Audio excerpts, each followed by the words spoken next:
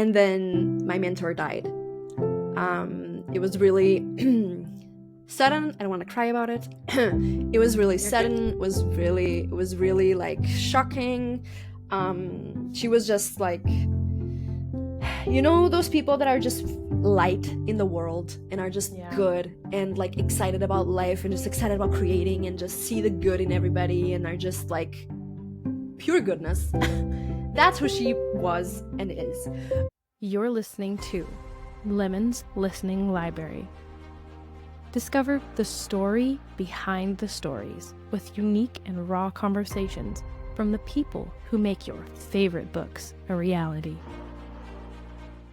Welcome to this episode of Lemon's Listening Library. I am your host, Randie Lemons, fantasy author, or RL Rose to those of you in the romance community.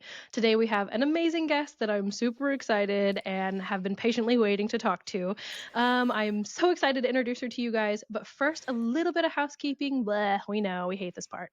I would like to remind all of our listeners to head over to YouTube channel and comment on each episode that you listen to, or review us on your chosen podcast platform. We are on all of them.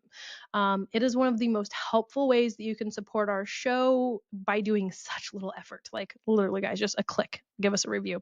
It's so helpful. We also have a couple advertising spots left. It's where we create commercials and broadcast them across our platforms, as well as, you know, people hearing them on the podcast. You guys get the commercials to use however you see fit. And then if you guys want more information on this, just email us at lemonslisteninglibrary@gmail.com and we'll get you guys hooked up on any information for that. Lastly, if you guys would all please go follow us on all of our social media platforms. Again, you can find us on all of them by searching Lemon's Listening Library and say hey. All right, the moment you guys have all been waiting for, I would like to introduce the brilliant, wow, I have to ask you, how do I say your name without absolutely destroying it? Because we just started talking as soon as you got on here and I forgot to It's ask totally how to fine. pronounce your I get name. that a lot. It's okay. It's Iolanda or Yolanda, but yeah. Okay, perfect. As long as you All don't right. call me Lolanda, we'll be fine. I get right. that a lot. Yeah. So please tell our oh my goodness, listeners, about yourself. I will. I just have to say, my God, you're so good. That introduction was incredible. Great This job. is another reason why I love this program. I have a teleprompter up here because my dyslexic ass would screw that up so bad. I need to know exactly what I'm going to say. I've just gotten good at like making it personable to where it doesn't seem like I'm reading from a freaking script. No, it was incredible. I was focused. I think this is episode when yours comes out, it'll be like episode almost 40. So I'm getting the hang of this. Like I'm figuring it out. Good. Sorry if you hear any barking. It's my dog. Ignore him. You're good. So, hi, I'm Yolanda. I am also a fantasy author. Hi. My favorite. Same. I live in Portugal, but I do write in English. I lived in Canada for a while. I was an immigrant. And I also worked in the film business. I worked in Hollywood for a little bit. I'm currently writing my romantic fantasy trilogy. The first book came out in October. That's about it. I like games and to read, and I like my dog. Perfect. So we're going to have so much to talk about because so many of those things are like, yes, check it off the friend list. Check it off the friend list. All right, we're good. Let's do this thing. Amazing. Oh my gosh. So you moved to Canada. How was that experience? Was that like pretty jarring culturally, or was it stuff you're kind of used to already? I have no idea what it's like to be in Canada, by the way. It's fun, except in the winters, which is most of the time. Which is like, 90% of the months. Yeah. So I moved because I had family there. My dad lived there for most of my life. And so I moved there when I was 18 to be with him and my dad's side of the family. And so that's also when I started studying film. But it is different in the sense that Portugal is obviously a very warm country, but also You're in like, just what is like, this? yeah, but also just the people are also very warm and welcoming, and it's just the culture. And Mm-hmm. so it was a little shocking when I got there how like closed off people were. It was Yeah, they're a little difficult. leery. They're That's like, you need to ev- earn my trust. yeah, everyone was really nice. Like everyone would be always really nice. But it was almost kind of like at a surface level. Mm-hmm. I struggled with making like the deep friendships, like the deep connections that I was really used to here back home. Um, I feel like here you have the kind of friends that you kind of drop everything for if they need anything, or if it's just your friends are your priority. And I struggled with that over there. I felt lonely a lot of the time. Even though I had a Yeah. lot of friends, I felt lonely because I didn't have those kinds of connections. So Right. the weather didn't help. But yeah. Yeah. Well, I mean, I'm sorry. How can you not be depressed all the time if you're like stuck inside? And I don't want to go outside in that crap. But like, we No. lived in Colorado where it was like probably close, but not anything like that. I'm like, I'm tired of shoveling snow off my car every single day. This is not for me. And driving in the snow, like I swear I have traumatic experiences with that. I like that's when I decided to leave. I had one of like my last winter there was so bad. I was like, I'm not spending another winter in this damn country. I'm going back. So you started going into film in Canada. Was that something that you had dreams about doing before, or was it just like, let's pick this hobby up and see what happens? Ooh. No, I've always loved storytelling ever since I was a kid, and that was in all like writing, theater, movies, music, all of it. And I never really had anyone kind of guide me through it. My mom wasn't really into arts, I guess. So a lot of it I learned by myself slowly, which is why I still haven't watched a lot of like classic movies that Yeah, everybody. stop judging us, people. Yeah. So I was one of those kids. Everybody was like, "Oh, have you watched The Godfather?" No. And in film school, Oh you yeah. get hung for that. Yeah. But so when I was in my teens, I really started focusing in theater and cinema. And I was thinking, okay, this is really what I want to do. And then it was kind of a choice between the two. And I kind of ended up choosing cinema. And just for the people listening, what is the difference between cinema versus theater? So theater, you're usually performing live in front of an audience, right? Usually it's the one, I guess, show, and you have to be there to watch it. Whereas with cinema, you're creating this piece, and then it will be you can either go to the movie or watch it at home or a DVD or whatever. But it's usually you can re-experience it whenever, really. And I think that was what I really enjoyed. I think that was also what made me ultimately decide for cinema, because theater was a one and done type thing, which is kind of magical in its own way. But Yeah, there's I different performances every night, even though it's the same performance overall. exactly, Yeah. but I find a lot of comfort in rewatching shows and movies and whatever. I really get, and rereading And you guys books. I get just more get, takes too. It's like, okay, let's do another take. And yeah, they're like, you exactly. guys got one chance. And it's also like the performances can be much smaller, much more intimate.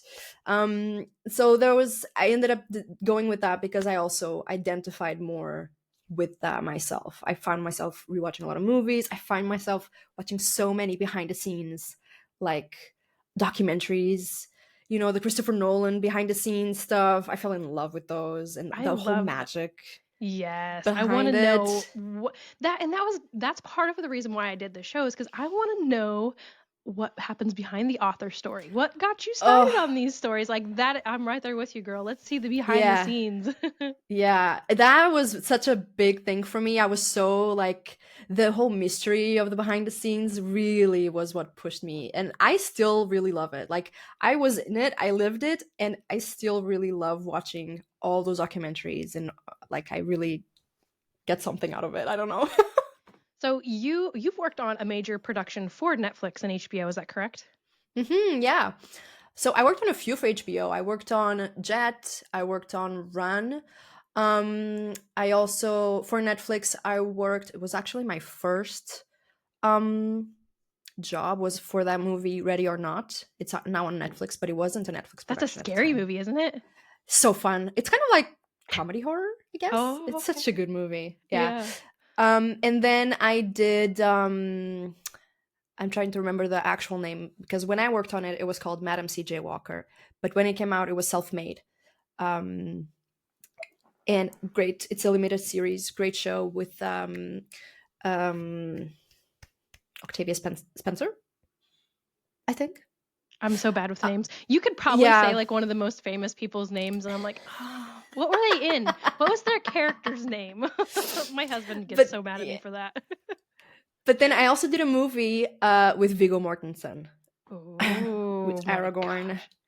and that one for me is the highlight of my career, my like short career. But oh, I When I read that on your thing, I was like, oh my yeah. gosh. I had like that is one of the most embarrassing stories of my life, though, because he was delightful, he was incredible, everything I wanted him to be and more. He was so nice. I had to contain myself every day because I'm obviously a big Lord of the Rings fan. I have a Lord of the Rings tattoo. Like, I love him. Like, hey, sign my Um, butt.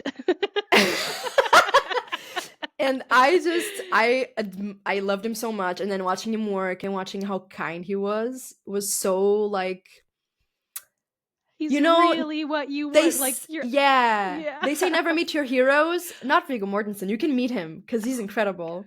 gosh. But then, so during the movie, I had that whole thing of, oh, I have to stay professional, so I'll just do my job and be professional, and we had a good relationship.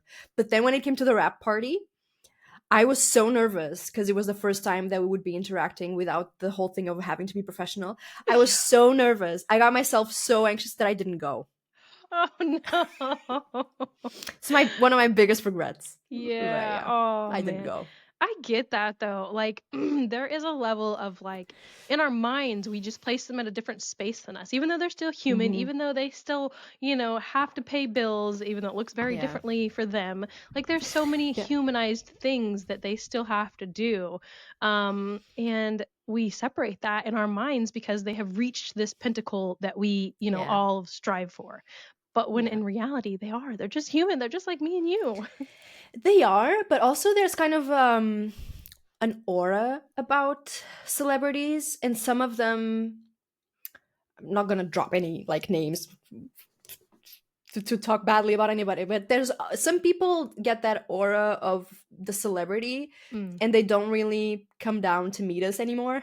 Oh, You yeah, know, they they've don't talk ascended. normally. Yeah. Whereas they've ascended beyond, you know, Yeah. nice. Right, So, yeah, but yeah, there yeah. are We're those peasants now. celebrities, exactly. But there are those celebrities that still have, like, they could actually be obnoxious and nobody would blame them, but I'm they're sorry, but still I know so people who work at nice. Walmart who act like that. It's not just a celebrity thing. Ah, and they weren't Aragorn, so what the hell? Yeah. Yeah, No. Oh my but so gosh. I think it's so nice when you work with celebrities like that that have this big name and they could be such assholes. I don't know if I can swear in this, Yeah, but go for it. Fuck is my favorite okay. word. Okay, great. They could be such fucking assholes and they're not. You know, they're just so nice. Yeah. That's even better. Yeah. So speaking of behind the scenes, when me and my husband, okay, so we can't watch that show without watching the extended cut because oh my god, so much cinematic gold is in the extended Yes. version.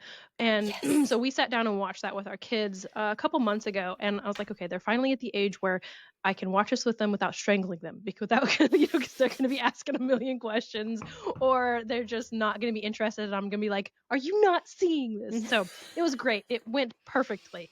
But then like we were talking about this behind the scenes stuff and knowing that he adopted and like took home his horse and stuff like that, I was like, Yeah. oh, that's so awesome. He had such a Yeah. connection with him. Yeah. Yeah. Well, He's that could be lovely. a whole other Yeah. topic. He's just he isn't like we could spend a whole show just talking about all this stuff. But he's Right. like nicer than anybody. If you think he's nice, he's even nicer than that. Oh my gosh. Wow. Mhm. That's so He writes awesome. poetry and he's like, oh, Incredible. He speaks I Spanish. My in my dog is knocking at mind. my door. Oh, go ahead, go It's for it. okay. No, I'm no, no, okay. no. He's too spoiled. um, so I think that like them having the humanized qualities about them, like it's like, okay, you can achieve everything and still hang on to things that are authentically you, because I feel like that's Yeah. something that you have to be careful, especially as authors. Like there's a really good chance that, maybe not really good, but there's a good percentage that we could end up like JK Rowling or something, right? I mean, And hanging hopefully on. not like her. Sorry. Well, you right. The famedom. Yeah, yeah, But like Tolkien or yeah, R.R. Martin, someone like that. And we just have to remember to hang on to our authentic selves as we go through that. And it yeah. doesn't have to look exactly like it does right now. Like growth is important. You don't Yeah. want to look like what you do right now in 10 years. Totally, totally. I 100% agree. I mean, you want to remain human. Yeah. You want to keep, because also it's it's what's really important for writing. It's just you need Yeah. empathy, right? And if you Right. get Or to a your certain readers aren't going to read point, that shit. right? If you get to a certain point where you're not living like a normal human being, and you're just like, what are you gonna write about? How are you gonna, you know what I mean? Yeah. How is that gonna be fun for anybody? Right. Yeah. We having kings and stories is fun, but when they're constantly sticking their nose down to the peasants, it's not going to be as fun because we are all the peasants. Yeah, especially if you make that like your main protagonist or whatever, and then like we can't relate. No one's going to, humanize them, then maybe. Exactly, exactly. Oh, I love that. And I love too that like a lot of authors and a lot of, gosh, I don't know if I've ever met anyone who's not like an experience that you go through when you write it in your story. It's so much more connecting, even though you can put a twist on it, right? Even though it can be the fantasy element. If it's something you've gone through, loss or love or Yeah, scared or whatever, putting that into your story and having those emotions in there to where it's something that you've lived. Oh, love it. because it makes it real. Even if someone hasn't gone through it, it makes it so they feel like they almost have, because they can almost feel it. Yep. Yep. And that's so cathartic. Is that the word? Is that how you say that? Actually, yeah, it is. Yeah, yeah, yeah. No, sorry, I wasn't saying that to the word. I was saying yes, it is cathartic. I suck It is at really words. cathartic. I No, suck at saying words. same. And sometimes I say them with an accent, but that's just what I it is. love your accent. Are you kidding me? I'm like, Thank you. okay, so what book can I listen to with you reading it? Because that sounds lovely. I love accents. I hate that I'm just like plain Really? Jane and nothing is cool that I I say. mean, you're not plain Jane. You have your own accent. That's Sure. just Yeah. I guess your people get like American. my hamburgers. Yeah. Oh But yeah, shoot, that's people funny. keep asking me to narrate the audiobook for my book, and I'm like, who would want to hear that? But apparently, all right, I'll think Yep. about it. No, I think, and especially in the audiobook world, I think there is such a huge demand for the. I was talking to someone about this, and they were talking about how accents are starting to slowly disappear from cultures because there's social media, because there's Zoom, because they are surrounded by so many other people that don't have those thick accents that it's not something they Yeah. pick up and carry anymore. And I'm like, that is depressing to think about this world not having accents one day. Yeah, yeah, it is. It's also it's really funny because I don't have the typical like Portuguese accent of someone who's Portuguese and is speaking English, because I was around or when I was young. But it's really funny because I can identify either a Brazilian or a Portuguese. If they're speaking in English, I almost like 99% of the time know Where they're like from. which, yeah, where they're from, because I can Yeah. pick it up with their accent, right? And it's so fun every time I do that. I'm like, oh, he's Portuguese or she's Portuguese, and then they go and I'm like, yeah, I knew it. There's something like really fun about Have you it. read the Brandon Sanderson series? It's on my to-do list. I There's a actually have character in him there that's like that here. he. Oh, really? Yeah, I've got them all right. I'm gonna start with There. Mistborn Yes, do that. next That's such a year. good. Yeah. Yes. Yeah. So not the Mistborn series, but the one after that. There is a character in there who he picks up accents and he can tell like where you're from or where you were raised or Mm. whatever based off accents, and that's what that reminded me of. Wait, that's fun. Yeah, he's Oh. such a great character, and he will like mimic other people, like that's his thing. And so he's like, Oh. if I want to be this person who works in this and take on their persona, then I have to, put a little twang on it or lower my register. Whoa. It's so It's kind of good. scary. You'll like him. Probably. Yeah, yeah. And he's fucking hilarious.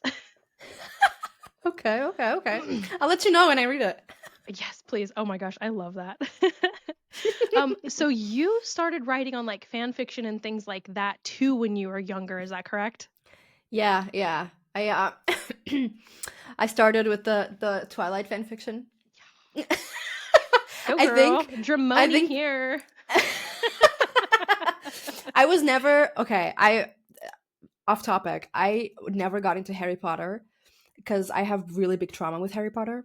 Mm. Because when I was young, I looked like Harry Potter, and people. This is true. Oh I my god, can I'm such a send you. dick for laughing at that. It's okay to just like No, cancel it's me right okay. now. Everybody laughs. It's okay. I looked so much like him that people thought like would confuse me with a boy, Oh and so no. because of that, I rejected. You Like can't be people the would gift chosen me one. books. No, I was the unchosen one. And so I refused to read it. And I never read them. And then in ninth grade, my best friend at the time, forced me to watch all the movies. But I guess I never got into it really. That's But yeah, fair. anyway, so I didn't get into the like Hermione thing of things, but I went Yeah. the Twilight. The Who did you ship Twilight. in that series? I was always, I know, don't cancel me, but I was always a big Jasper fan. Okay. Oh, I like Jasper. I know. There's so much I hate didn't around know that him. I didn't know the history, but I really Right. liked him. Um I liked Texas boys and cowboys, and I was like, oh, so sexy. So I really liked him and Alice. Yeah. Um and I mean, I was always like a Bella and Alice shipper, low key, but Oh, yeah. yeah. Also because I want a Jasper for myself. Right. You're like, I gotta hook her up with somebody else. I want everyone to be happy, but I want to be happy too. Exactly. And my happiness is more Yeah. fun. Yeah. Oh, I love that. So yeah, I started writing Twilight fan fiction, and I wrote it with like friends at the time, and we would get really into it. Like every night we would sit down and write a chapter and put it out. And even though they weren't great, um I think it really taught me like the whole discipline of writing, because I wouldn't wait to be inspired to write. I just knew, oh, tonight we're gonna write a chapter. And I think that was really good um for me now, Yeah. That's a growing huge up, skill as a writer in general. because I never had to wait for inspiration, because it was Yeah. just drilled in me. Oh, it's time to write. Yeah. It comes as you Inspiration. start going into it. It's just what I was about to say. It Yeah. comes when I'm writing. Yeah. And so that was really good because I don't really suffer with writer's block. Yeah. Yeah, me either. Yeah. And so I did that for a while. And that was really fun. I got like a big community out of it. I really loved it. And when I released, so that was like 15 years ago, I want to say, when I was releasing those fanfics and whatever. And now when I released my book in October, I did ARC signups. And someone who signed up for my ARC was a reader from my fan fiction times. Oh my and I was gosh. like, oh my god. And she was like, hi, I don't know if you remember me, but I used to read all your fanfics. I can't believe you're writing a book. And I was like, this is such like a how cool is that? book. You know And how like when we picture ourselves as like, the famous person or whatever, we're like, yeah, think about those people that saw us when we were still not famous. Like, and when I now was they're here writing and like, shitty "Oh, you fanfics. Yeah, but It think was of the such growth that that person, I Yeah. assumed who they were, but they get to us No, like it's she. Yeah. yeah, they get to watch and experience your growth with you. Yeah, it was so sweet, and it really made me happy. Like I didn't know, it wasn't a moment that I knew it was gonna come, so I didn't know Right. to like wait for it. But when it happened, I was like, oh, this is a moment. Like Yeah. this is a big thing. Like this is so sweet and cute and just made me feel so good. I still feel good about it like months and months Yeah. after. Okay, but hang on. Can I just point out the Yeah. skill that you have to like stop and recognize this is a moment. This is one of those things that Hmm. is like validating all of the work that you're doing Hmm. and the place that you've been and where you're at now. That's not a skill that a lot of people have, and they'll just I like, oh yeah, guess. cool. They used to read my books, but that's a huge fucking moment to get excited about. I guess, yeah. I've been learning the past few years. A lot of therapy helps, but I've been learning to recognize the good stuff, the good Yeah, moments in life, not just the bad moments, you know. Um, and so I think that helps. Therapy has helped with that. Um, but also, I think it was just reconnecting after all those years was such. It's like, oh, you know, you still know about me, and you're reaching out now because of my book, and we're gonna rekindle the friendship that we lost because, you know, life happens. yeah, And I don't know, it just felt so good. I don't know if there's, wholesome. it really, yeah, it was really wholesome, and like a recognition type of thing where Yeah, there was still interest, you know what yeah, I mean? I think it was more like, even if the book was bad, the fact that she really wanted to read it yeah. made me feel like, oh my god, she read all my stuff all those years ago, and she And still and wants to that's read my stuff. And that means that you connected with her emotionally, not Yeah, just because, like, I'm sorry, some fan fictions they are written. It's okay. Their stories are fantastic and phenomenal, yeah. but the writing is like, Mm-hmm. oh my gosh. It is like the amount of emotion that people put into fan fictions. I don't understand the hate Yeah, that is for it because some of those fan fictions have better stories and depth to them than some of the big yep. name published stories. Totally, totally, totally. I'm such a big fan fiction like supporter. I love it. I think as long as people don't screw it up by telling things they Yeah, don't screw shouldn't. it up for us, guys. Yeah, I like fan fiction should keep existing. Yes. I think that will be another moment in my life if When somebody someone writes fan ever fiction. writes fan fiction about my stuff. I'll be like, I oh, was I just made about to say it. that. Yep. That Yep. is the moment for especially for us people who enjoy fan fiction. Yeah. I live for the day when someone alters my world to be what they want it to be. I can't wait. Like I want to make my own fan fiction, but it's like but Do it but it's like anonymously. no, but I want to make a Dungeons and Dragons campaign out of Fuck the world I've built. yes. Oh my gosh. Yeah, a few years from now. But so that's kind of like my fan fiction of my own Yeah. world. But oh my god, to But have then you that get to have people experience. in there that you don't have control over. Like I know we don't have control over our characters as it is, but if you have other Yeah. humans playing a D&D campaign in your world, I'm getting like I goosebumps. know, I know. So I have a book that I'm going to be writing at the end of this year. I've got the outline already, and it is off Mm. of a campaign that me and my husband played together, and I'm so fucking excited to write it. Oh, I can't wait. Like they give such fun stories. Like D&D campaigns are the best. Oh, I agree. Oh, I love that.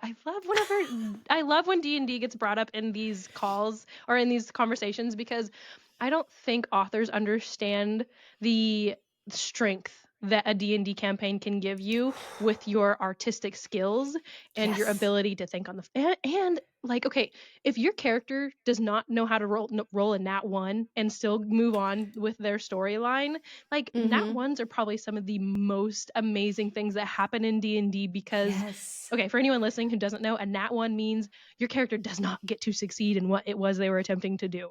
Like it's very slim chance or you have to really pivot with your idea. Mhm. And I And think learning the how to write that into a character is just so good. yes, cuz nat ones give like lead to the best storytelling. Yeah.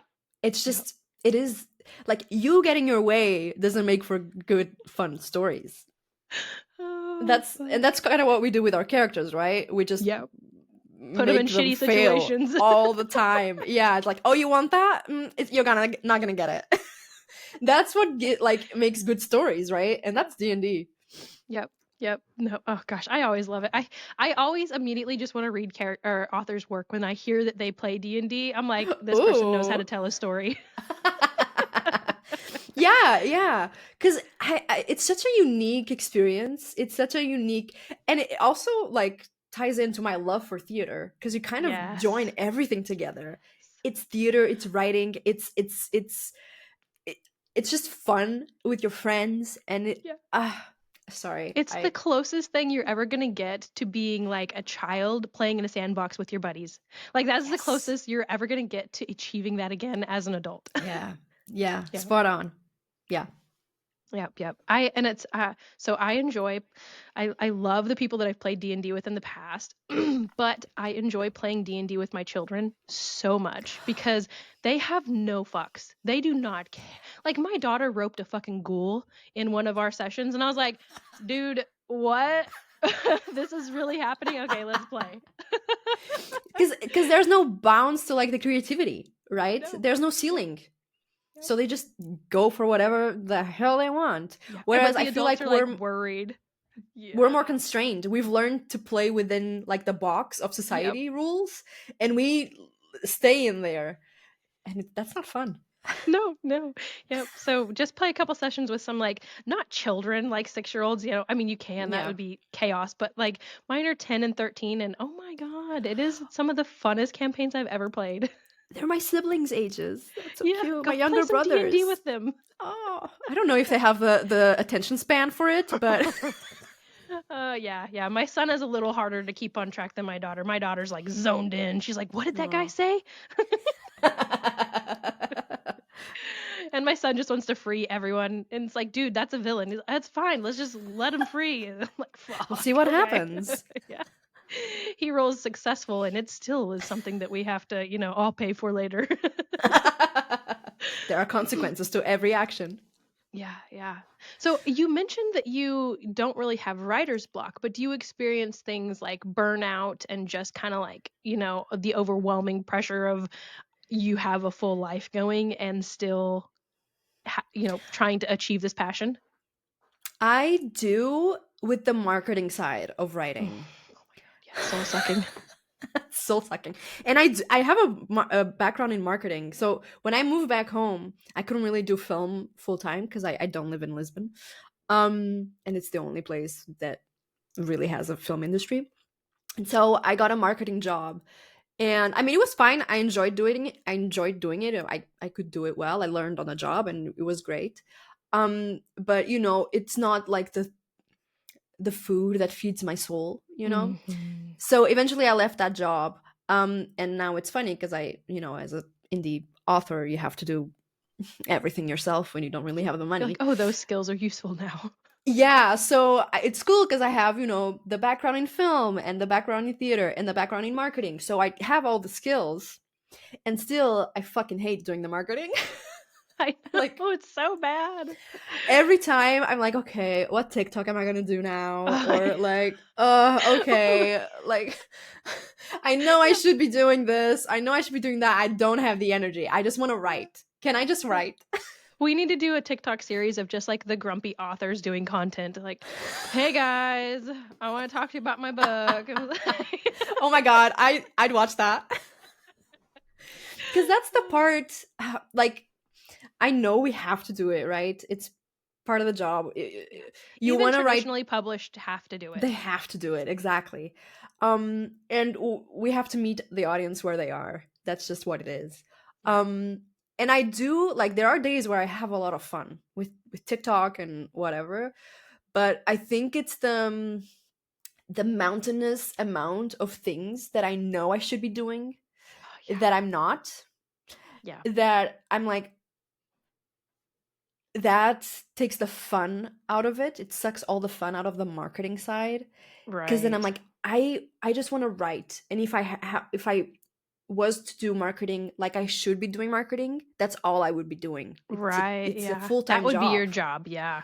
and I don't 100%. want that to be my job. I want writing to be my job. Yeah. So it's very much like sometimes I kind of freeze with the marketing stuff. I can't think about it, and Yeah. I know then it suffers. Like overall, it's not a good thing.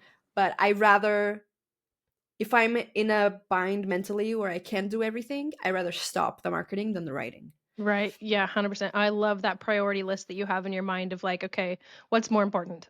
And Yeah. if you don't have books to like, and that's another huge important thing that I don't think authors realize. Having a big backlog of books is what essentially makes authors go big. Not Yeah. always, there are the exceptions here and there, but most of the time it's cool. This person just got done reading this book, and then they look and there's 20 other fucking books that you've written they're going to go and purchase and continue through that. Exactly. Imagine that happening times 100 or 1,000 or whatever. That is how you make it Yeah. as an author.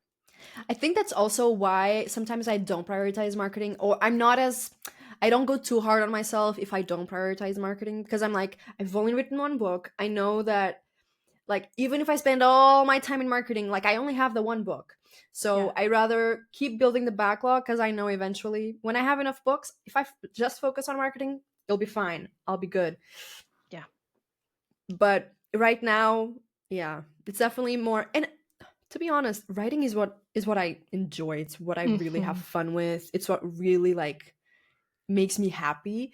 So Yeah. why would I get I'm doing a job that I really love. Why would I do it in a way that I makes me hate it? Like, Right. I Oh don't my want to do that gosh. again. I've been Yeah. that down that road. I've gotten the burnout. I've done the marketing full time.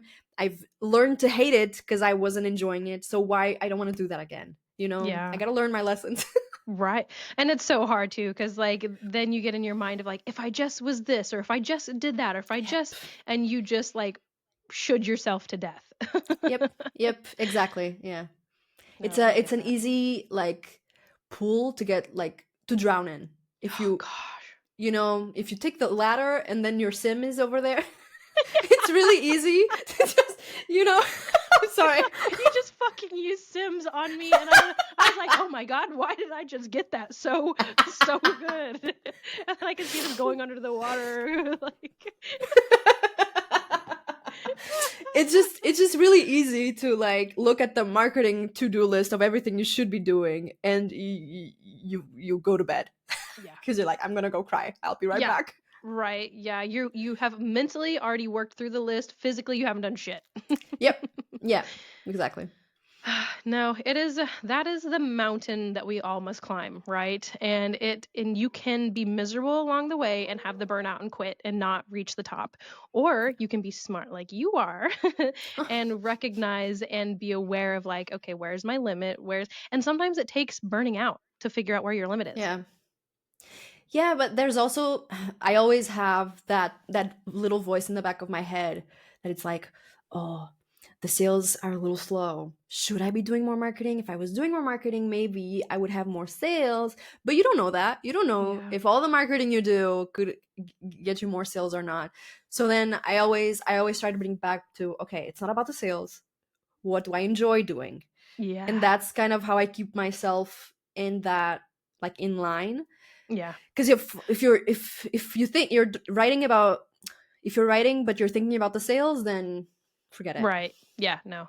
And that's another good point that you just mentioned too is especially if you don't have a traditionally published situation where you have someone who's expecting the next book or expecting, Yeah. a deadlines, you have to discipline yourself of like what how am I going to do this for the next 20 years? How am I going to pace myself? How am I going to Yeah. continue to be in love with this and not give up and stop and change careers?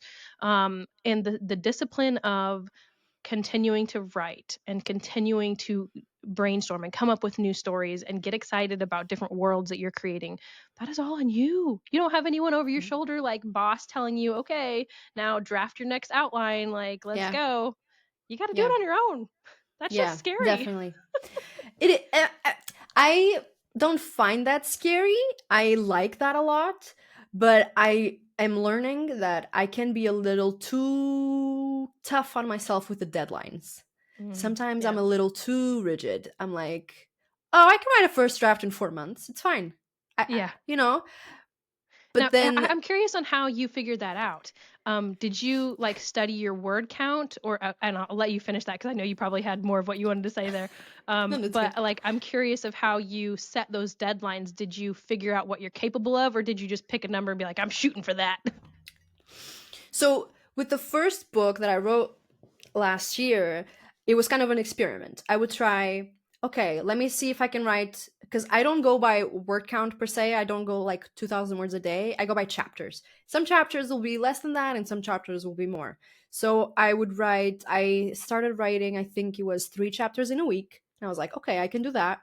Then I tried 4 chapters in a week. I was like, ooh, this is a little, I'm feeling in my head, it's heavy. I can't think as clearly. So I played around with that for a while until I realized, okay, 3 chapters a week is, for me, it's ideal. I still feel refreshed. I'm still going, and I'm writing things that I'm proud of, that I think are quality. So when I was writing my first novel, the first, my debut, I was figuring that out, and that first draft took me 4 months, about 4 months. But then I was just discussing this with my husband a couple of days ago, because I was being hard on myself because I'm currently writing the first draft of the You second were being book. in boss mode. And I was like, I'm not going to be able to make it in 4 months. It's impossible. And I've been sick for most of January, so I haven't written like as much as I wanted to. And then I was like, well, the first draft that I wrote was much smaller than the end point that the book ended up with, because I ended up rewriting a whole bunch of shit. I ended up adding whole subplots. So I think I added like 30,000 words to the first book. So I didn't actually rewrite the first draft in 4 months, if you really think about it. Yeah. So then that was my way, because I was being really hard on myself, and my husband was like, you need to stop that. Yeah, So you were then, going for in goal word count in 4 months. yeah. And so I was like, okay, I have to adjust my expectations, because writing this book, the second book, I learned a lot Yeah. with the way I did the first. So I know now what not to do and what to do, and so I need to give myself the grace to do it. And Yeah. also, I'm a big Victoria Aveyard fan, and she takes 6 months to write a first draft. So if she takes 6 months, I can take 6 months. Yeah, girl, you do you. Oh, I love that. Now, do you have any? So I love that like you have an author that you enjoy and you know their process. Do you have any other authors that you've like? Because like Brandon Sanderson has like a whole series on YouTube, and I will just go and listen to his lectures and like taking notes Love about his character lectures. development. Yeah, it's so good. When I was in the process of I think it was in between my first draft and my second draft, one of my beta readers, which was my old roommate, and a big Brandon Sanderson guy, big Critical Role guy, just, I knew I could go to him. And Yeah. he did not go easy on me Oh, I love that. on those comments. You don't want them to. Like, I mean, you No, no, don't want to be a no. dick, but Yeah, he was a little bit of a dick, but I forgive. I forgive yeah. because he was right. Yep. And he was like, you need to go watch the Brandon Sanderson lectures, this one and this one. But I ended up watching all of them. Oh yeah, they're so good. They're so great. And I have to watch the new ones that he's putting out now, because I want to Yeah. see. That's what I've started what's with. So I'm different. trying to go Yeah. back because I started at the new shit. Okay. I watched the first one of the new ones, but I have to keep watching. But yeah, so I watched all of those in between, like the first and the second draft, something like that. And they were really great. They really helped me. And I read a lot of, oh, you can't see it in my camera, it's above this, but I read a lot of writing books as well, and that also really helped. It helped me just. You mentioned Critical Role. And so have you ever watched any of Matt Mercer's videos on how he creates his worlds? Even though he doesn't write. Yeah. So even though he doesn't write, like he creates some of the most fantastic fucking worlds ever. And it's just audio versus reading. And so like some of the things that I have learned from him is like even the characters, like some of the side characters, he has like little backstories for just the little NPCs and stuff. And I'm like, it gives them so much more depth. Like running into this little old lady who, her cat just passed away or whatever, and just giving her more depth. It's like you're living in this world now instead of just this one person's point of view of things. I have to watch that because I love him, and he's a world building master. Oh my God. Can you imagine if he decides to write a book? Oh, I would read that so quick. I don't know. I wonder how he would handle not having the characters direct the story, though. You know what I mean? Yeah, because I think it does thrive on Oh God, he loves that. yeah.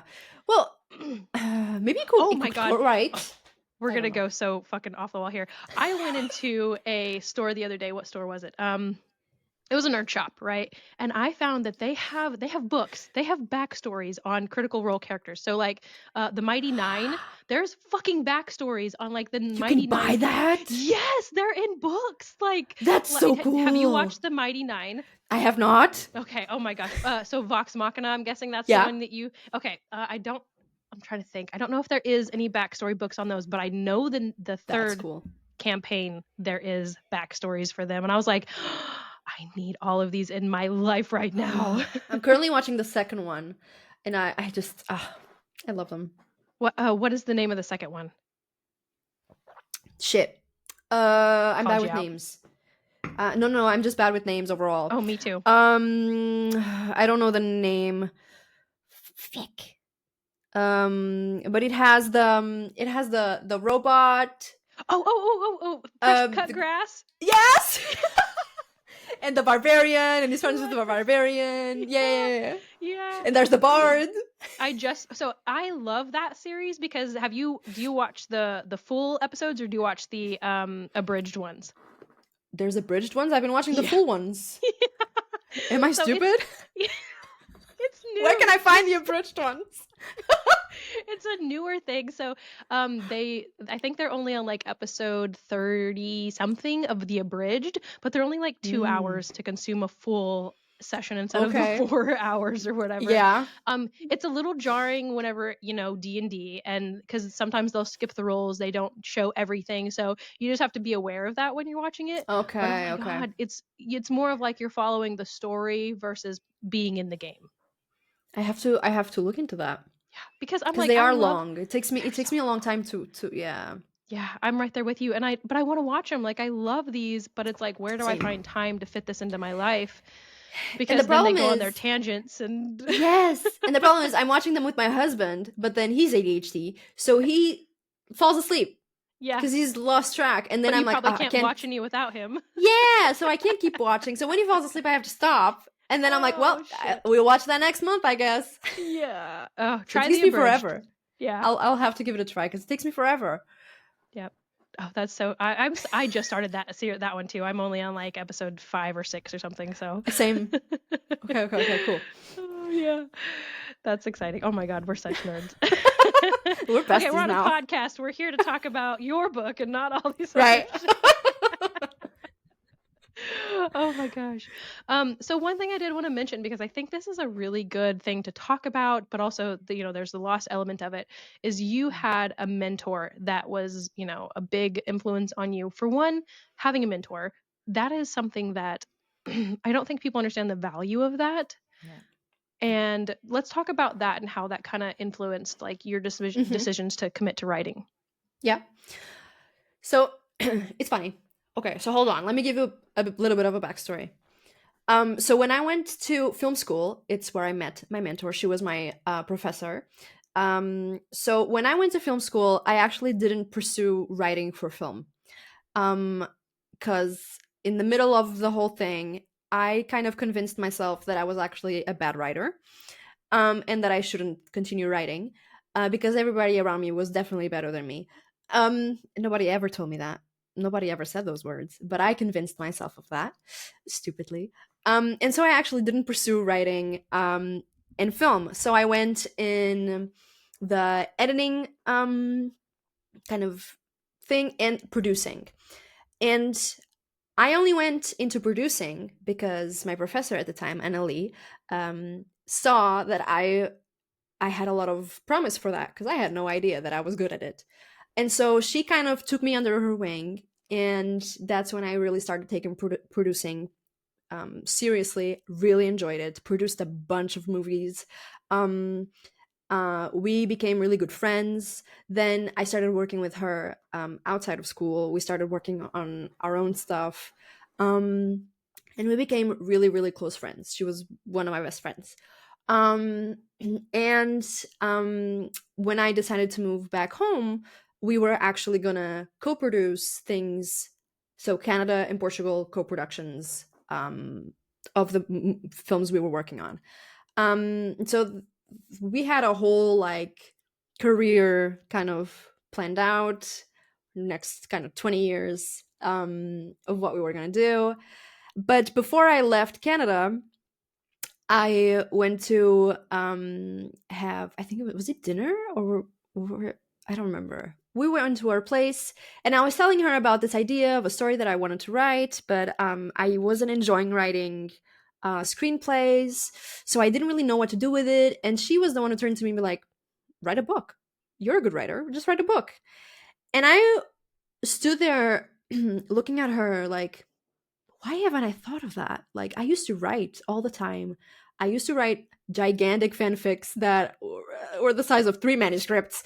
Um, so how is it that this idea never even like occurred to me, that I got so sucked into this medium of screenplays, movies, cinema, that I've kind of forgotten all the other mediums that are in storytelling as well. So that got me thinking. Moved back home, went into marketing, but I had a full-time marketing job, but I was freelancing in the Portuguese like film industry, so I could get my own contacts. That was the plan, get my own contacts, and then we could start co-producing our stuff. So for like a year and a half I was doing that. I had like 2 full-time jobs. Until I actually decided to quit my marketing job because my film contacts were ready to, I got a full-time job for you, come over. So I put in my notice. There were like 3 weeks left for me to leave, and then my mentor died. It was really sudden. I don't want to cry about it. It was really sudden. It was really like shocking. She was just like, you know, those people that are just light in the world and are just good and like excited about life and just excited about creating and just see the good in everybody and are just like pure goodness. That's who she was and is. But so her sudden like death was a really big shock in every way. But then I also started feeling weird about working in film, because the reason that I had gone into producing was because of her. And we were supposed to have this big career thing where we are going to work side by side, co-producing. Yeah. And so it kind of all like got muddled in my head. I still like went ahead, started working for the director, and I was going to produce his stuff. But like I was hating it. I couldn't even last a week. I was like, I'm so sorry. Like, I know I just started, but I cannot I have to stop this job. Oh my God, I'm going to cry. No, you are good, girl. Go for it. If you need a few seconds of just like letting those tears fall, you do your thing. But yeah, so it was really hard, I guess, to realize that my love for like producing and movie making was so tied to her. Yeah. So then luckily my boss, my old boss, called me and be like, "Can you come back?" And I was like, "Actually, yeah, I can. Yeah, I'll go back." Yeah. And so oh my goodness. I ended up going back into that job. I lasted like another 2 years, and then I got into like a burnout, mental breakdown. Yeah. But so I couldn't get that thing out of my head of, well, she told me I could write a book, so I think I could write a book. That's what she wanted me to do. Even like 2 years ago when I was back home, she was still telling me that I should write a book. Yeah. So why am I not doing that? And so when I took like a mental sick leave for my job for like 6 months. And then my mom died. Damn, girl. Just kick you. I mean, it was good timing because I was on a sick leave, so I could deal with all that without. Yeah. But so it was a lot of like things that were like, okay, what the hell is going on? Yeah. a lot is happening emotionally. Like, what do I want to do? Like, what makes me happy? Like, Yeah. if I, because I'm not going back to that marketing job because I can't do it. I Well, clearly suddenly you're cannot. faced with like, hey, this life isn't indefinite, and I don't want to spend my life in Yeah. places that don't make me happy too. Yep. And then I was like, I don't want to do film because I can't do it without her, or I don't want to. I don't want to do marketing. So if I could do anything, what would I want to do? And I had been working on the outline for this fantasy trilogy for like a year and a half now, but like very like a little bit here, a little bit there. Oh, it would be fine. It would be fun to write this one day, or like, little by little. Maybe in 10 years it will be done. And I had already been talking with my husband about, oh, it would be nice if I could write. But it was always like, oh, maybe I'll look for a copywriting job, or maybe I'll look for a The blogging job, belief or in yourself still was not there. so it was still very much writing but tied to marketing, never like oh, I'm just going to be an Someone else author. was the forefront. Yeah. And Hmm. I think I don't even really know how the idea came along. It probably was my husband because he's such a big believer in me, and he was just like, just write your damn for, book. for half a second, I thought you said such a bully. He's such a bully. No, He just bullied me into it. he's actually so sweet. I'm the bully. I'm bullying me. And then he's like, stop bullying yourself. Yeah, I love that person. Stop beating her up. Yeah, but he's such a big believer in me. And I think that combined with my mentor's like idea of, hey, you should write, I was like, you know what, you're right, I should write. Why? Like, if I'm gonna stop doing, like, if I'm gonna do anything, it might as well be what makes me happy. And Yeah. that's kind of when I decided to do it. And I that's love also that why my book is you dedicated to her. Oh, damn, Yeah. girl. So the emotions that are how cathartic. Cool, I'm going to use that word again. Nice.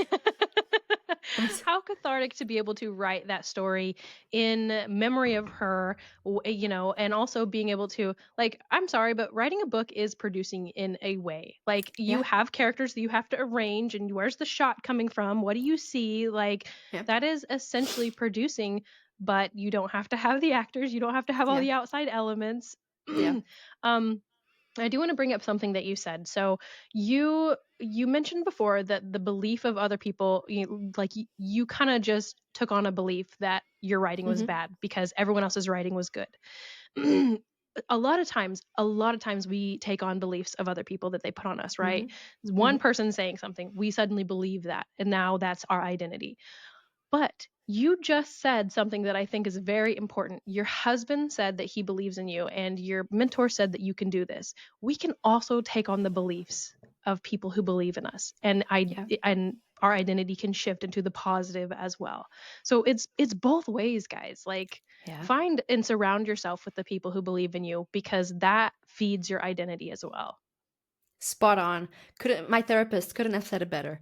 Um That'll be and the, $500. but that is also something that comes with doing a lot of therapy, because I have that where it's so easy for me to believe if someone says something negative to me, I'm like, yeah, you're right. Whereas Yeah, so many people said positive things to me, but they don't even register. I don't remember them.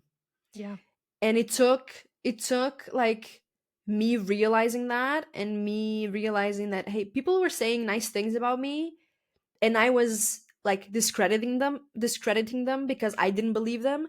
So yeah, I was saying that their opinion didn't matter just because yeah. what, it was positive, Yeah, and I but didn't suddenly believe their it opinions matter if it's when negative? it's negative. Exactly.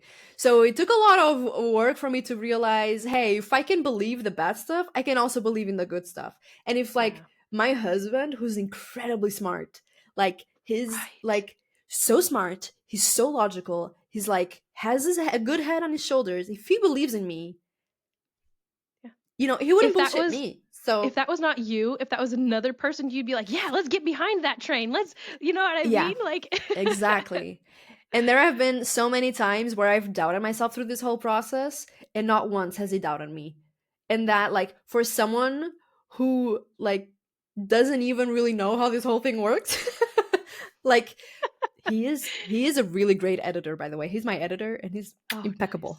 Yeah. Impeccable. Yeah, that's awesome. So he like really believes in me, where to the point like he's read that book 3-4 times. He's currently reading like the alpha Oh, I love chapters. that. Poor Like guy. he's I in I it. always feel so bad for my alpha readers. I'm like, I Yeah. apologize. I apologize. Yeah. But like that's how much he believes in me, and it really That's like so keeps me awesome. going. Like it really helps to have someone in your corner, even when you're like, oh, my sales aren't that good or whatever. He's like, Right. no, but the book is good. It might not be good now, but a few years from now, it will be poppin'. And I'm like, Right. yeah, you're right. Out of all the people to have in your corner, what a blessing to have the person who sees you sleep like like For real. he This believes in you man, still, girl. this man proposed to me when I had just woken up. I had drool, dry drool on my face, and he still proposed. Oh, I love that. That is such, but seriously though, that is such a like a lot of people don't get that. But also that's not something that's necessarily cultivated in a lot of relationships is your partner being your biggest belief system. I hate Yeah, that, but it's just not. It's not it's something that a true. lot of people cultivate. Um, but having that, having the person who sees you at your lowest, sees you puking in the toilet, sees you choosing to watch Netflix all day long, Yeah. instead of writing, they see what you're doing behind the scenes and they still believe that you have the best selling book out there. Yeah. There's That's something awesome. like really, really cool about that. And like I'm Yeah. really grateful for him. And I'm just really sometimes I feel like there were times in my life where it was hard to see the good stuff because there wasn't a lot of good stuff. But Yeah. now I also want to make sure that when I have all the good stuff, I see the good stuff too. Right. And Yeah. he's definitely like up there. So Awareness yeah, is a shout out. bitch, isn't it? Yeah. But it has to Yeah. go Shout both out, hubby. ways. It has to go both ways, just like you said, the negative and the positive. Yeah. Like, if we're gonna believe the bad stuff, well, you better believe the good stuff too. Then Right. Yeah. you can't pick and choose whose Yeah. opinions matter when, Right. or you know. I don't know. I think you can. I think you can choose. You're making the choice. Which one do you want to believe? You're either choosing to believe them or you're choosing to believe, what narrative are you going to listen to? You're going to pick your heart. You can choose to never work out. That's still a choice. You can choose to work out. That's a choice. Like Yeah, you can choose to write every single day or you can choose not to. yeah, What you going to pick? yeah. That's true. Yeah. I, I wish I could get into that mindset, but I see a lot of, or like on my TikTok and stuff, like when people choose to go to the gym because of who they want to be, so they're making the choice for who they want to be. And I don't have that mindset yet. I go to the gym, but it's always with a little bit of resistance. But I don't have that mindset yet of making But choices. you do. It's just you don't you're who you want to be is not a gym rat. Who you want to be is an author. So you're making the choice. It's just different. It's not Yeah, I get you, girl. I get you. I want to be the gym rat too, but that's not my top priority. Like my yeah. top priority is writing, so I'm going to skip some of those gym workouts.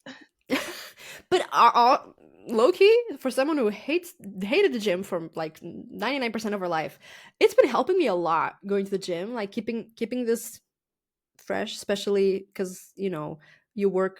I work at home. I don't leave the The house. If I don't leave the isolation, yeah. house, yeah, it really gets you. And I don't have a lot of writer friends because of the time zone, so it gets Mhm. tricky. So going to the gym has also been actually been helping me a lot. But anyway, Yeah. sorry, tangent. No, I love it. I actually feel like I should rename this podcast Tangents, like or Lemons Tangents. Like I Writing don't think, tangents. yeah. No, that's amazing. Tangents are my favorite. Hey, they're great combos. It's cool. It's fine.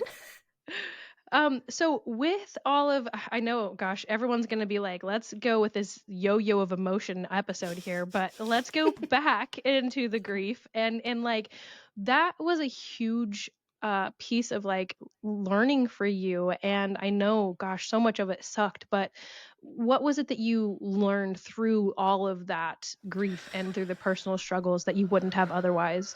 Otherwise. That's a great, hard question. I think I have to think about this for a second. Well, because I know a little bit It's about your next book. It's got a lot about a grief and identity, the first of their yeah, kind, right? So yeah, and power struggles and things like that. So I yeah, feel like a lot of it went into that book a little yes. bit. I think so. the book does have like two types of grief, which is also the kinds of grief that I dealt with. So because losing my mentor was very hard, she was someone very loved who I like loved dearly. So that loss, and it was very sudden. That loss was hard. But with my mother, I didn't have like a good relationship with my mother. We were no contact, so it was very much a relationship. I always had that hope that one day we might, you know. So you were mourning what could have been. Yes. So it was also, my mother's death was also very sudden. But the pain was very much we're never gonna get what I was hoping for. We're never gonna get resolution. We're never gonna get forgiveness. We're never gonna get the mom that I could have had. And so I think writing the book really helped me that, because a lot of that is reflected in some of the characters, of like how their own relationships with their mother, or with loss, or with how they see grief. And writing it really helped me come to terms with some of my own thoughts, because sometimes I was writing things and I was like, oh, I didn't know I believed that, or I didn't know I thought that. Your subconscious, But you're like, oh, hey, this is what we were going through. yeah, it's kind of like journaling, in Yeah. third point of view, kind of. Yeah. And they're also badass and have magical powers. It's fine. Exactly. But I think, because the type of fantasy that I like to say that I write is like realistic and grounded, as in all the feelings are still very human, all the and all their actions have consequences, very much like D&D. I was about to say, they didn't all roll nat 20s. No, they very often roll like fives. And so I think it helped me come to terms with losing my mentor, helped me come to terms with, okay, what it is that I actually want to do, because I want to make her proud. I want, like, to this day, I want her to be happy with what I'm doing, because I know she would want me to be happy. So that's what I have to do. And losing my mom was very much, it doesn't matter, like, grieving for what could have been, because it never was. So I have to embrace what I have, what it is, and deal with that, because there's no point thinking about, oh, what if it doesn't matter. It wasn't. Yeah. So Never. Yep. yeah, so and I think that's also going to come out with the second book, because the main character in the first book goes through very much an arc. She deals with a lot of grief and whatever, and there's a lot of shame in, because she feels responsible, she feels responsibility, and she feels a lot of shame, and she feels a lot of guilt. And with the second book, she's learning to not feel that. She's learning to kind of rise above the what could have, would have, could have, whatever. Yeah. And so I think that's also cool. Yeah. No, I love that. And I love books where the first book that you see character growth and you see the arc starting to go. Yeah. But then the series continues on and you just get to dig deeper into this character's personality and you get to see them start to become, like, if you looked at the person at the first book beginning versus person of second, third book ending, like, they're not the same people at all. Yeah, and exactly. This person would be proud of this person. Yes, exactly. And the other way around, I think, too. I think there has to be some kind of grace and kindness that we give to our younger selves, because they didn't know. That person got me where I'm at. Exactly. And they did what they could with what they had. Like, we can't think, oh, I should have done this or should have done that. Well, I didn't have the knowledge that I have now. I didn't have the learning like experience that I have now. So I can't judge them with where I'm at. Yeah. But yeah. Yeah. That person in that place and time with the knowledge that they had were doing the fucking best they could. Fuck. Yeah. And sometimes surviving was all they could do. Yeah. And it was hard enough already. Yeah. I have a little bit of a personal question, and you can totally choose not to Ooh, answer this, but love personal it's not questions. personal, it's just observial. Just with the way that you were talking about your mentor and then mentioning your mother, do you feel like you looked at your mentor as sort of that mother that could have been that role model of like the Hmm. more, you know what I'm saying? Yeah. Um, I don't think so. I saw her also because my mother-in-law is very much who I look at as my Oh, mother. I love that. I have like she's You have that role field. yes. Yeah. But with her it was very much someone who recognized my value and my potential, and I had never had someone who believed in me like so much from seeing so little. So it was Yeah. really I think that was the first step towards believing in myself. Yeah. Was she was And the first person to be like, "Oh, you have something. This is cool. This is interesting." And then we grew a really good friendship, and but it was kind of more like a sister, oh like an yeah, older okay. sister type thing that Yeah. took care of me and saw the good in me and like guided Yeah. me. Yeah. Well, and I think there's something too, because like I'm sure your husband's belief has always been there for you, right? He's always been that person. But there's something to say about like, okay, you have to say that. Like you have to say I look good in this dress. You have Yeah. but there's something about oh, hang on, my computer just unplugged and I don't want it to die. Plug it. Plug it. Plug it in, plug it in. Okay. um, but there's something to say about like having someone, especially from a female perspective, we Yeah. judge ourselves so hard. But like, if our husband says we're pretty, you know, that's cool. But if another woman says, "Dang, you look hot," you're like, "Fuck yeah, I I'll feel good about a whole week. do." Like, hell yeah.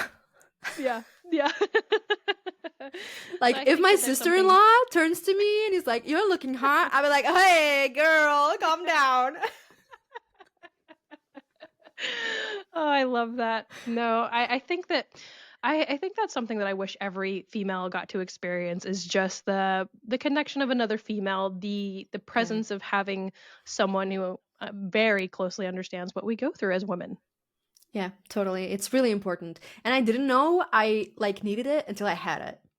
And Right. then it was like, Yeah. "Oh, this is so great." Yeah. Yeah.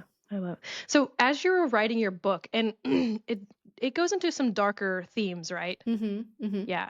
Did you feel like you were opening old wounds with that? Did you let yourself kind of cry? Did you let yourself kind of go through that stuff? Or was it just very like, this feels healing to write about? It was very much just healing to write about. Um because I feel like I don't obviously there's characters that I identify more with than others, but every character has a little bit of my trauma sprinkled in. Right. A little bit for you, a little bit for you. Yeah. So I do see parts of myself in every one of them, Mm, very different ways. Um but so I feel like I wasn't putting it all on the line where I'm like, "Oh, this is who I am." And so I didn't hmm. feel like I was ripping old wounds or whatever, but it felt very healing, especially I think especially the grief stuff because it was so recent and I was going through that. But the story also kind of lended itself to that because Yeah. basically the main character so the kingdom doesn't have the magic has been outlawed for about 20 years. Ooh. The king outlawed magic, and so the main character um and the way it works, magic runs in your family line, so you're either a magical creature or you're not. If you're a human, you're just a regular human. You can't really interact with magic. But so our main character is a human, and she wields a magical dagger. So she shouldn't be able Ooh. to do that, but she does.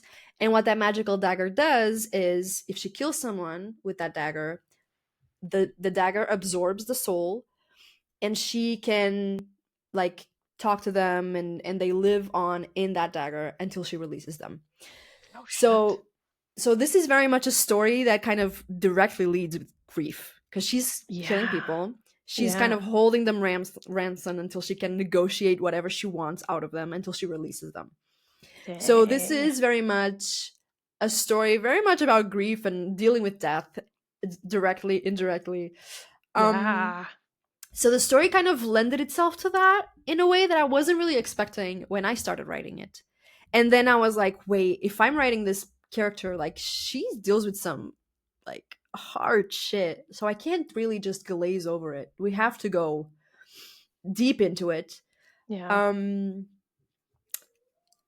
uh but it was just, I didn't expect it to be so healing, Yeah. but it really was. And it was a lot of fun to write too. I Yeah. love that you don't just let your characters murder someone and be like, I can sleep like a, or whatever, maybe she does Yeah. sleep good, but she still goes through and deals She with doesn't. the. She gets um, nightmares. I love those characters, right? Because that's like, if we want to envision ourselves in these fantasy worlds and fantastical worlds, like, I'm sorry, but the first time I kill someone, it's probably gonna fuck me up a little bit, and Exactly. And and that's what I was mentioning earlier, sorry, when I was no, saying no, you're that fine. like I write fantasy, but it has to to me it has to feel realistic. So there has to be Yeah, consequences. You can't just go walking around murdering people and everything will be fine, yeah. you know? But sorry, I interrupted you. Go No, on. no, you're fine. That was essentially it. Is just like I connect so much more with those stories when it's like, oh yeah, I probably would fucking have nightmares after murdering someone too. Like, yeah, Yeah. I get that. And not glossing over it allows people. And oh my gosh, who was I talking to? I was talking to someone the other day, and we were talking about, I'm sure you probably read self-help books and therapy books and stuff like that, but the amount of therapy that I have gotten from reading fantasy books because I see someone and how they go through their grief and how they go through their anger and how they deal with, not getting the one thing that they've wanted for their whole lives. I feel like that is almost more therapeutically valuable to me than the Yes. self-help books. Because there's no Yes. emotion in the self-help books. Yeah, exactly. There's no like real, there are lessons, like they tell you, Yes. okay, here's, but I think there's something really unique about seeing other people go through things. It's almost kind of like a visual learner type of thing where we're Yeah. watching it happen. Yeah. And I mean, my therapy helps. I mean, my therapy makes it into my books. Yeah. Oh, You same. know, Same. Same. what I And my learn in podcast. therapy what I learn in therapy makes its way into the book. So really everybody wins. Um Yeah. but Yeah, I you're think gonna it's get therapy through me through this book because I put it in here. exactly. Exactly. Actually, my therapist is getting a thank you on my second book. So Oh, I love that. Yeah. yeah, yeah. But the like, so my book has two main characters. So it's the assassin. I forgot to say one thing. It's very important. Only became an assassin because she's trying to look for her sister. So she's doing all this against her will, all because she wants to Oh, find her sister. So you know, oh. it's even more heavy. Yeah, yeah. But then on the other side of it, you have the princess, who's the daughter of the king, who abolished magic, hates magic, is a big, Oh, you know, yeah, and so we get her side of the story, which is more focused on the politics and whatever, until we yeah. learn that she's becoming a shapeshifter. Mm. So she's actively, her story is cool because she's transforming into everything that she hates and that her father Yeah. hates. So it's a Fuck. whole thing with Identity like, fuck. exactly, self-identity, your place in society, your power. So it really gets mindfucky, Family pressure. manipulation, Yeah. gaslighting, all of that happens. And so it's really also cool to see her arc through that. Yeah. Like, she will have to learn to accept herself, or what is she going to do, you know? So it's Yeah. also really cool. Both characters really show us the different sides of the kingdom, but also go through really different arcs that are Yeah. really cool, I think. But I'm Yeah, yeah, biased. you biased. Oh my gosh, I love that. I love when people can start describing their books on such a deep level. Like, don't tell me the blurb. Let's talk about the character arcs. Let's Let's talk talk about, about you their know what I mean? trauma. Yeah, yeah. How well do they hide their trauma? How, you know what I mean? Like, oh my gosh, Mm. I fucking love that. I think that blurbs should just go away and there should be like the first therapy session, written. Ooh, what are their coping mechanisms? You Yeah. know, all Oh fuck that's, yeah. instead of tropes, give me that. Yeah. Yes. Coping mechanism. Let's fuck a lot. No, I'm just kidding. Literally. The assassin does that. Sorry. Yeah. Oh, hey, dang! I might have read this book. No, but I actually need to read this book. So Oh, if I'll you wanna send you. send I'll me the send you. link. Yeah, I'll send you a copy. Don't worry. oh, fuck yeah. Hell yeah. So where can other people go to actually me? Where can I go to get this book? I don't care about anybody else. I just need this book for me. It's on Amazon. You can find the ebook anywhere you want ebooks. It's everywhere. And the print is on Amazon, and then I think Barnes and Noble, Angus and Robertson, a few of those stores. But you can get signed editions on my website, which are so much cooler. So if you go to tell us your letters. Yeah. Hell yeah. If you go to yolandarsantos.com, so that's IOLANDARSANTOS.com, you can get your own signed edition with some really cool bookmarks. That's all I'm going to say. I think you can actually see it from here. Oh, no, you can't. Shit, they're on that side. That's just my J.R. Ward collection. Yeah. It's on that side, but you'll get some really cool bookmarks, just some cool stuff.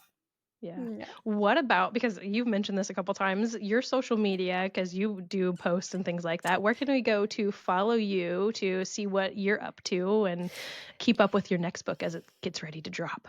That will be YOLO Santos. IOLO Santos. Oh, and just a little thing. So my book does not have shadow daddies, but it does have a light daddy, okay, and a shadow mommy. So I think, have you read Light Lark? That's cool. Not yet, no. Oh, yeah, there's a light daddy in there. Oh, so the light daddy. Just because it's fun. A judgy one too. He's fun. What was the second one you said? A shadow mommy? Yeah, a shadow mommy. Oh. The assassin is a shadow mommy. She's badass. So hot. I can't with her. Sorry, can you tell that I'm bi? I'm sorry. No, I mean, my husband, okay, so like me and my husband check females out all the time together. I'm like, dang, look at her. And he's like, this is not normal. We should not be doing this. You might be bi. Yeah, 100%. If I enjoyed the female mechanism more than the male mechanism, I probably would be. It's a spectrum. It's fair. A spectrum. You don't have to be like having sex with women to enjoy women. Oh, I'm totally bi, waist up. Girl, one of mine. Yeah. I'm totally screwed the day I met a female with a penis, which there are plenty. There are plenty. Ladies.